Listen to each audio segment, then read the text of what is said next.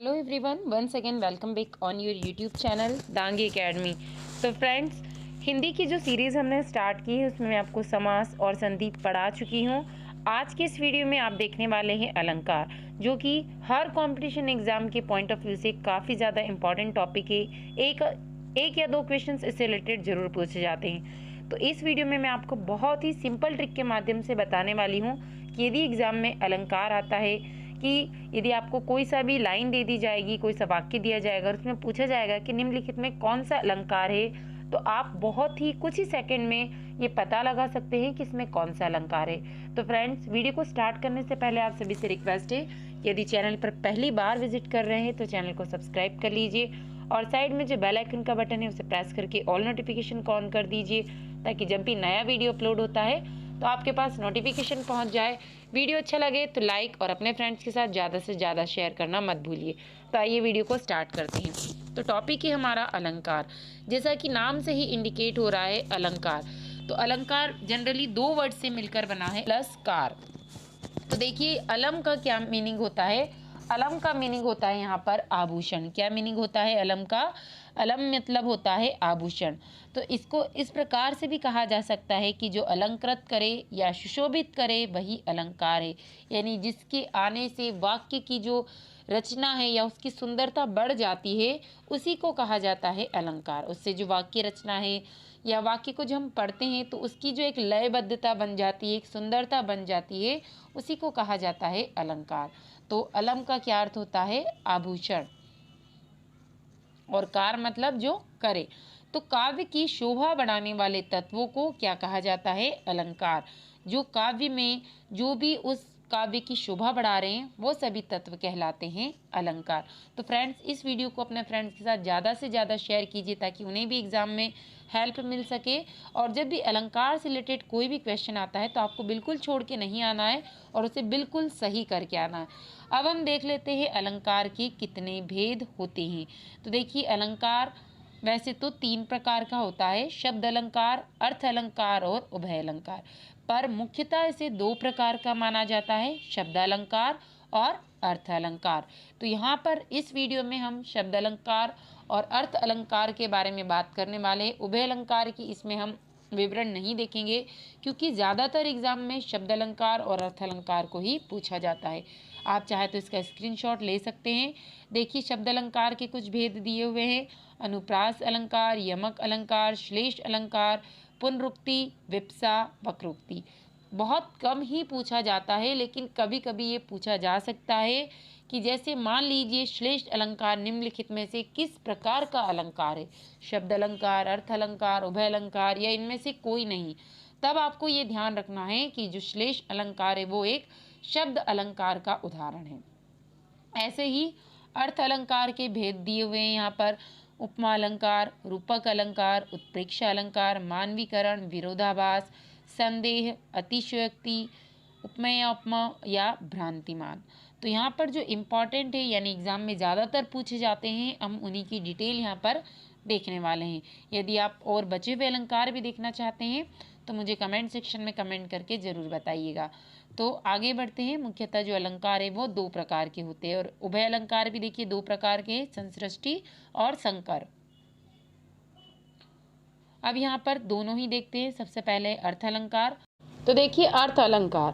तो अर्थ अलंकार जैसा कि नाम से ही आपको समझ में आ रहा है, जो भी आप काव्य है, वाक्य है, तो वहाँ पर यदि अर्थों की वजह से उस वाक्य की सुंदरता बढ़ जाती है, वहाँ पर यदि चमत्कार उत्पन्न होता है, तब वहाँ पर होता है अर्थ अलंकार। वैसे ही हम शब्द अलंकार को भी देखेंगे। तो यहाँ पर जो वाक्य में जो भी शब्द आ रहे हैं या वर्ण आ रहे हैं, उनका अर्थ निकालने पर उसके अर्थ से यदि उस वाक्य की सुंदरता बढ़ती है, तब वहाँ पर होता है अर्थ अलंकार। तो इसके कुछ भेद हम इसको यहाँ पर डिटेल में उदाहरण सहित देखने वाले हैं। तो वीडियो को लाइक जरूर कीजिए फ्रेंड्स, और अपने फ्रेंड्स के साथ ज़्यादा से ज़्यादा शेयर जरूर कीजिए। उपमा अलंकार। उपमा यानी कि जैसे हमने किसी को उपमा दे दी, उपाधि दे दी, उस तरह की बात यहाँ पर की जा रही। उपमा का शब्द का क्या अर्थ होता है? तुलना करना, किसी से भी तुलना करना। जैसे जनरली कहा जाता है कि मेरी उससे उपमा मत कीजिए, उससे तुलना या कंपैरिजन मत कीजिए। तो जब किसी व्यक्ति या वस्तु की तुलना किसी दूसरे व्यक्ति या वस्तु से की जाए तो वहाँ पर कौन सा अलंकार होता है? उपमा। जैसे कि तुम तो उस फूल की तरह नाजुक हो। ऐसे जनरली हम अपने रोजमर्रा की जिंदगी में इस टाइप के वाक्यों का उपयोग करते हैं। तो कुछ इसी प्रकार का है उपमा अलंकार। उदाहरण देख लेते हैं। सागर सा गंभीर हृदय, तो यहाँ पर हृदय की तुलना किससे की गई है? सागर से की गई है। तो देखिए यहाँ तुलना की जा रही है, इसलिए यहाँ पर कौन सा अलंकार हो जाएगा? उपमा अलंकार। वैसे ही गिरी सा ऊंचा हो जिसका मन, तो मन की तुलना किससे की जा रही है? गिरी यानी कि पर्वत से। तो यहाँ पर हो जाता है उपमा अलंकार। तो माइंड में सेट कर लीजिए, जहाँ पर तुलना की जा रही है वहाँ हो जाता है उपमा अलंकार। इसके अलावा एक और ट्रिक देख लेते हैं उपमा अलंकार की ही, यानी कि जब पंक्ति में योजक चिन्ह आए, जैसा कि आपको स्क्रीन पर दिखाई दे रहा है, इसे योजक चिन्ह कहा जाता है। इसके साथ ही यदि वाक्य में आता है सा, सी, से या सरिस, तब वहां पर होता है उपमा अलंकार। योजक चिन्ह के साथ साथ, जैसे अभी हमने देखा, तुलना तो की जा रही है, लेकिन यदि योजक चिन्ह उपस्थित होता है, सा, सी, से और सरिस उपस्थित हो, तो वहां पर बिल्कुल 100% उपमा अलंकार होगा। एक और उदाहरण देख लेते हैं।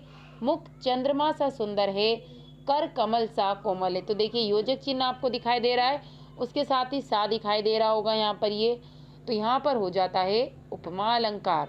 रूपक अलंकार। रूपक अलंकार, तो नाम आपको ध्यान रख लेने हैं। अभी हमने देखा था उपमा अलंकार यानी कि जिसकी तुलना की जा रही है। अब है रूपक अलंकार। जब पंक्ति में केवल योजक चिन्ह आए और सा, सी, से नहीं आए, ये ध्यान रखिए। यानी पंक्ति में सिर्फ योजक चिन्ह आए और सा, सी से नहीं आए, ये लाइन बिल्कुल रट लीजिए, तो वहाँ होता है रूपक अलंकार। हाँ फ्रेंड्स, कौन सा अलंकार होता है वहाँ पर? रूपक अलंकार। उदाहरण देखते हैं, ज़्यादा क्लियर हो जाएगा। देखिए, मैया मैं तो चंद्र सा खिलौना ले हूँ, चरण कमल बंदो हरिहाई। तो ये है योजक चिन्ह, और यहाँ पर आपको सा, सी से नहीं दिखाई दे रहा है, केवल और केवल योजक चिन्ह दिखाई दे रहा है, इसीलिए यहाँ पर हो जाता है रूपक अलंकार। उसके बाद आता है उत्प्रेक्षा अलंकार। तो यदि कोई भी जो वाक्य या काव्य या पंक्ति दी हुई है, वहाँ पर मनु, जनु, मनहु, मानो, जानो आदि ये सभी आना चाहिए। क्या क्या? मनु, जनु, मनहु, मानो या जानो या जो ऐसे शब्द आते हैं, तो वहाँ पर होता है उत्प्रेक्षा अलंकार। ये जो ट्रिक्स है, आप इनको बिल्कुल अपनी कॉपी में नोट डाउन कर लीजिए और इनको याद कर लीजिए।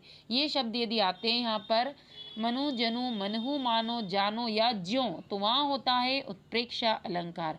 देखिए, ले चला साथ में तुझको कनका, ज्यों भिक्षुक लेकर स्वर्ण। तो यहाँ पर क्या आ रहा है? ज्यों आ रहा है। उसके बाद नेत्र मानो कमल, तो यहाँ पर क्या आ रहा है? मानव आ रहा है। तो यहाँ पर हो जाता है उत्प्रेक्षा अलंकार। अब देखते हैं अतिशयोक्ति अलंकार। तो नाम से ही समझ के आ रहा है, अतिशयोक्ति, किसी बात में अतिशयोक्ति उत्पन्न होना। तो जब किसी भी बात को बहुत बड़ा चढ़ाकर बता दिया जाए, नहीं उसका वर्णन जो है बहुत बड़ा बड़ा कर दिया जाए, तो वहाँ पर होता है अतिशयोक्ति अलंकार। जैसे कि आगे नदियाँ पड़ी अपार, घोड़ा कैसे उतरे पार, राणा ने सोचा इस पार, तब तक चेतक था उस पार। तो किसी भी चीज़ का वर्णन बहुत बड़ा बड़ा कर करना, वहीं पर होता है अतिशयोक्ति अलंकार। अगला है मानवीकरण अलंकार। जब प्राकृतिक चीजों में मानवीय भावनाओं के होने का वर्णन हो, तो वहां पर होता है मानवीकरण अलंकार। यानी कि नेचुरल चीजें हैं, वो बोल नहीं सकती, हंस नहीं सकती, ये सारी चीजें कौन कर सकता है? या तो कोई जानवर कर सकता है या मनुष्य। तो जब प्राकृतिक चीजों में मानवीयता की भावनाओं की बात की जाने लगे, तो वहां पर हो जाता है मानवीकरण अलंकार। तो देखिए उदाहरण देख लेते हैं। जैसे फूल हंसे और कलियां मुस्कुराई। क्या कभी फूल हंसते हैं, कलियां मुस्कुराती है?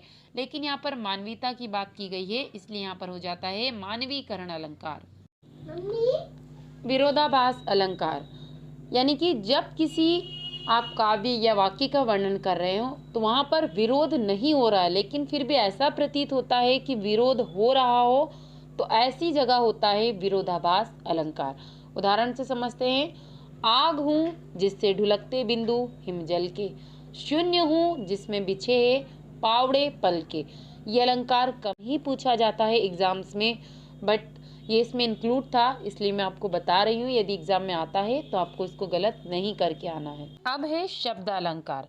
शब्द अलंकार मतलब जिस भी काव्य में या वाक्य में शब्दों की वजह से चमत्कार उत्पन्न हो जाए या उस वाक्य या काव्य की सुंदरता बढ़ जाए, वहाँ पर होता है शब्द अलंकार।